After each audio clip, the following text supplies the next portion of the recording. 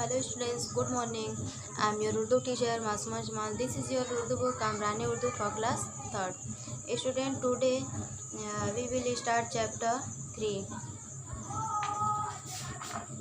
So I am going to read chapter 3. So listen very carefully. सफाई की अहमियत। आदिल तीसरे दर्जे का तालिब इल्म है। वो लखनऊ में पढ़ता है। उसके वालिद हैदराबाद में रहते हैं। लखनऊ में वो अपनी नानी के साथ रहता है। वो अपनी नानी का सबसे ज़्यादा दुलारा है। सबसे हुस्ने सलूक की वजह से यहाँ उसके कई दोस्त भी बन गए हैं। अपने यौम पैदाइश पर उसने अपने दोस्तों को बुलाया। उसके नज़दीक के अंकल और आंटी भी उसे दुआएं देने तोहफ़ा लेकर आए। आदिल का दोस्त दानिश भी हाथों में तोहफ़ा का खूबसूरत पैकेट लिए अभी गली में ही था कि उसके ऊपर केले का छिलका आ गिरा। उसे पैकेट पर निशान पड़ गया। दानिश को बहुत रंज हुआ। उसने इधर उधर देखा और बोला, छी छी, सड़क पर छिलका फेंकना कितनी बुरी बात है। सामने बने कूड़ेदान में छिलका डालकर वो आगे बढ़ गया। रास्ते में कुछ दूरी पर उसे एक और कूड़ादान दिखाई दिया। बहुत सा कूड़ा उस कूड़ेदान के बाहर फैला हुआ था। वहाँ मक्खियाँ भनभना रही थीं। उससे चारों तरफ गंदगी फैली हुई थी। कुछ और आगे बढ़ने पर दानिश को बड़ी बदबू आई। उसने देखा कि सड़क के दोनों तरफ बहने वाली नालियों में कूड़े के सबब पानी रुका हुआ था और यही पानी बदबू कर रहा था।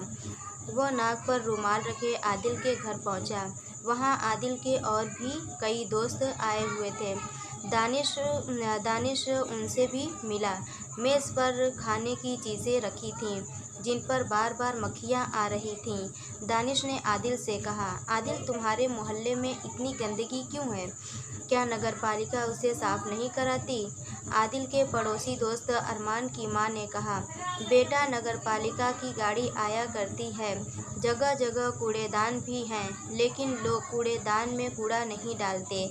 वे कूड़ा सड़क पर ही फेंक देते हैं। कोई सफाई नहीं रखता। हर आदमी एक दूसरे की गलती देखता है।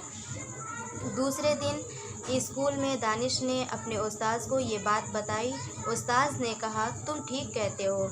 गंदगी बहुत सी बीमारियों की जड़ है। नगर पालिका का काम शहर को साफ रखना है, लेकिन जब तक हम लोग नगर पालिका की मदद न करें, उसके लिए सफाई रखना दुश्वार होता है।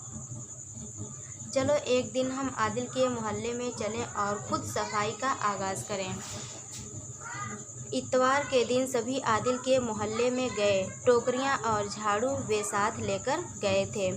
सड़क पर सफाई करके उन्होंने कूड़ा इकट्ठा किया, गलियों की सफाई की और पानी बहने का रास्ता बनाया। उसमें मच्छर मक्खी को मारने की दवा डाली गई। मोहल्ले में रहने वाले सभी लोग बाहर निकल आए। वे उन्हें देखने लगे। बच्चों में बहुत जोश था। देखते ही देखते सब मिलकर पूरे मोहल्ले की सफाई कर दी। उस्ताद ने वहां खड़े लोगों को समझाया कि वे घर का कूड़ा कूड़ेदान में ही डालें और फिर ढक्कन बंद कर दें। वे अपने घर के आसपास सफाई रखें। गंदगी से बीमारियां फैलती हैं। Student, read this chapter and write one page handwriting on your fair copy. Thank you.